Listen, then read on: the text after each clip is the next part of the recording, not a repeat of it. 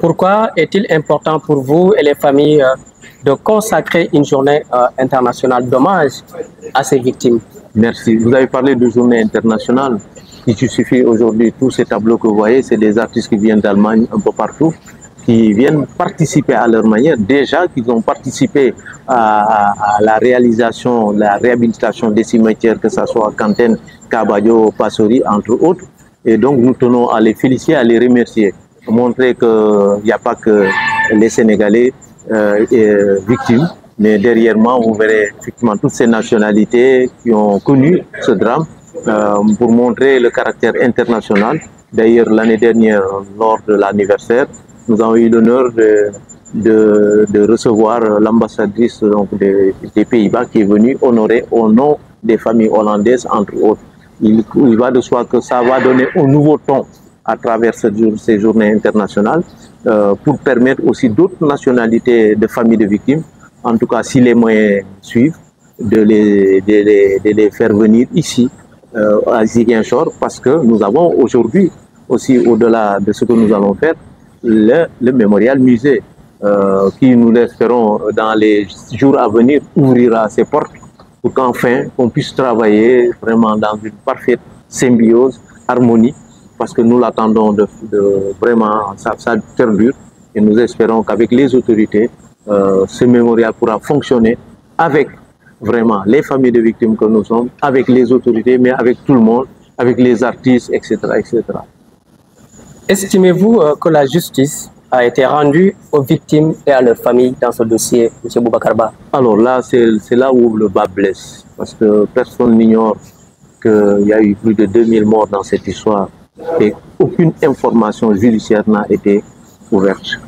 C'est dommage et c'est triste à la fois pour un pays comme le Sénégal. Nous avons toujours réclamé justice à l'occasion des cérémonies, à l'occasion, chaque fois que l'opportunité se présente.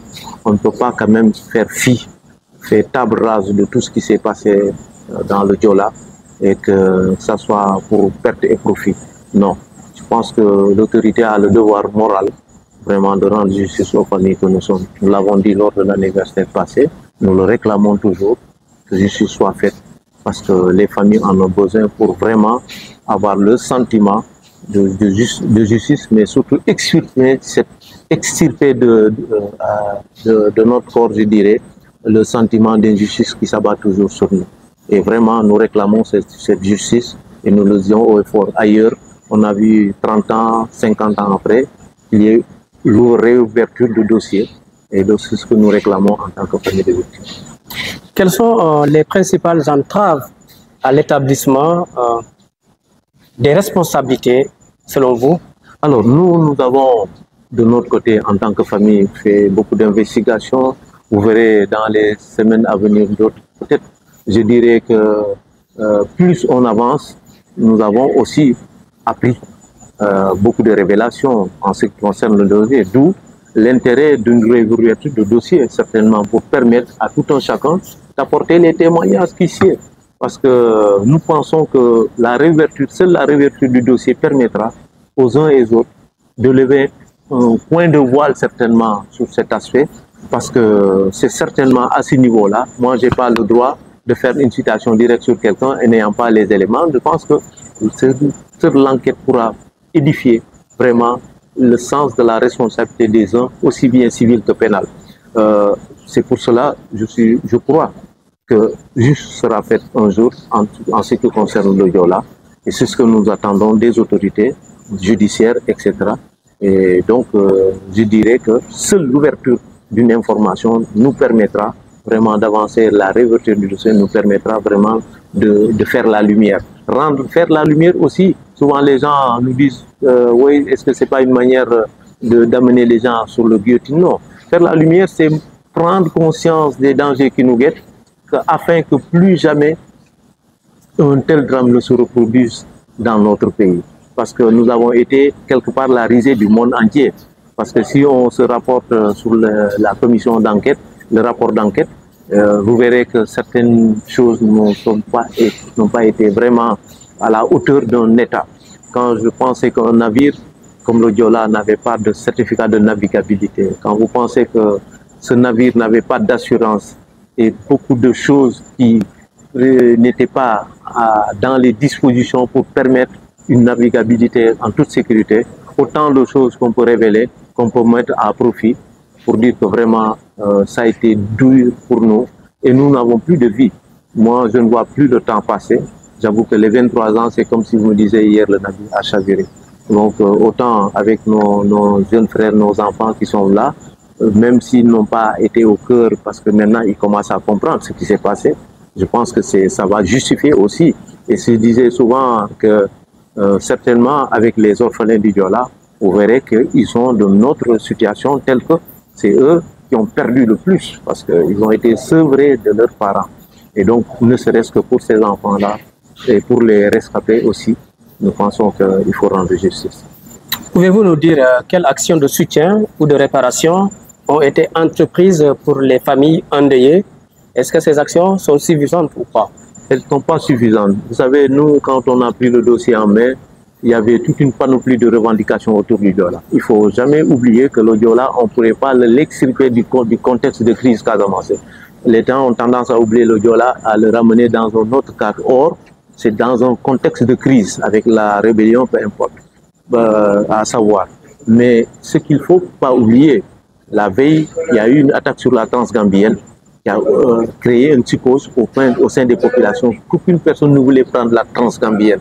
Ce qui a organisé la ruée vers le bateau. Évidemment, personne n'osait aller prendre la route et ce qui a occasionné pour la plupart. Et donc aujourd'hui,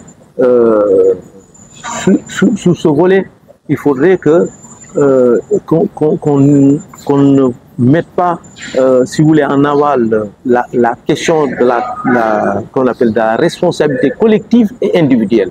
Parce qu'on a tendance, je dis moi-même en partie, je dis je suis responsable puisque mon frère qui est resté, j'avais en vue ce navire puisque je l'avais pris une fois, il est tombé en panne pendant pratiquement une heure à bord et que le bateau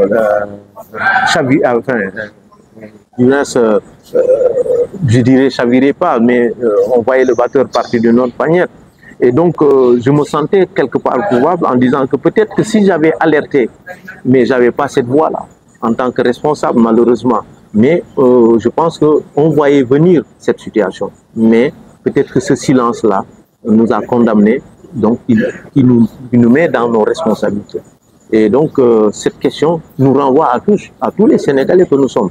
Aujourd'hui, quand on voit ce qui se passe à travers le pays, on se dit, mais on n'a rien appris du Diola.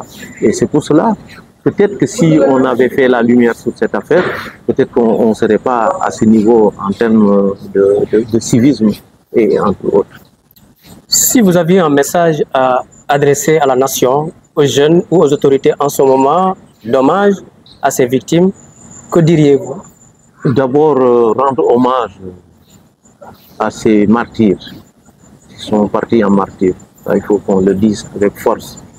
Et la place qui leur est due, en tout cas, nous souhaitons que le mémorial soit un lieu de sanctuaire.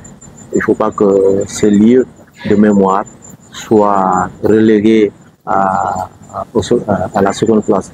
Je voudrais, à l'endroit des autorités, dire que à chaque fois qu'une autorité débarque ici à Ziguinchor, c'est une obligation d'aller s'incliner au niveau du mémorial musée, puisque c'est l'État qui l'a conçu, d'en faire un passage obligé. Ça, je souhaite vraiment que les autorités prennent conscience du rôle que le mémorial va jouer. En dehors de ça, nous, en tant que famille de victimes, nous resterons toujours des sentinelles. Sentinelles pour dire aux autres ce qui nous est arrivé. Nous ne souhaitons jamais à ce que ça arrive aux autres, parce que nous, on n'a plus de vie. Au-delà, vraiment se ressaisir sur la question de l'introspection, parce que c'est une question d'actualité. Vous savez, la question d'insécurité que traverse aujourd'hui le pays. Ici à Ziguinchor, c'est des agressions. Ailleurs, à Dakar, j'en passe. Vraiment, il faut une conscience collective pour vraiment savoir que la vie est sacrée. La vie est sacrée pour tout le monde. La vie, c'est tout un processus. Les humains ne sont arrivés qu'au préciput d'un processus. La Terre était là depuis tant de millions d'années. Et nous sommes arrivés au préciput du processus. Et donc, tout ça, ça a été fait pour que nous puissions vivre et nous sommes choyés par cette nature. Et donc, le message, c'est de faire en sorte que les humains puissent savoir que nous sommes des privilégiés de cette nature. Enfin, il ne faut pas qu'on badine avec notre vie. Au moment où on fait cet entretien, nous avons appris qu'il y a un soldat qui a été pris en otage depuis plusieurs mois. Ça vous dit quoi? Oui, ça fait très mal. Ça fait très mal pour les Sénégalais que nous sommes. Nous sommes toujours des acteurs de la paix.